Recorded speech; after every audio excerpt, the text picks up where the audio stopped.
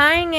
இன்னைக்கு வெள்ளிக்கிழமை சாயங்காலம் எத்தனை மணின்னு பார்த்தீங்கன்னா, மணி 5 ஆயிருச்சுங்க. 5 மணிக்கு நான் என்ன பண்ணிட்டுருக்கேன்னு பார்த்தீங்கன்னா, என் புள்ள ஏதோ திங்கன்னு போல இருக்குதுமா, ஏதோ செஞ்சு விடுங்க அப்படின்னு சொல்லி கேட்டாங்க. இருக்கவே இருக்குங்க. கடல மாவு தான் இருந்துச்சு. கடல மாவு இருந்துச்சுங்க. அப்புறம் அரிசி மாவு இல்லை, இட்லி மாவு தான் இருந்துச்சு. அதை போட்டு அட்ஜஸ்ட் பண்ணியாச்சுங்க. அது கூட மிளகு வடி, அப்புறம் சீரகம், அப்புறம் பெருங்காயத்தூள், அப்புறம் இஞ்சி பூண்டு பேஸ்ட்டு எல்லாம் போட்டு கலக்கியாச்சுங்க. பார்த்தீங்கன்னா 3 பேத்துக்கு 3 விதமாக தாங்க பிடிக்குது. எங்கள் அம்மாவுக்கு வெங்காய பஜ்ஜி, எங்கள் தர்ஷினிக்கு உருளைக்கிழங்கு பஜ்ஜி, எங்கள் நெருஞ்சினாக்கு வாழைக்காய் பஜ்ஜிங்க. எனக்கு மிளகா பஜ்ஜி தாங்க பிடிக்கும். ஆனால் மிளகா வாங்கலைங்க.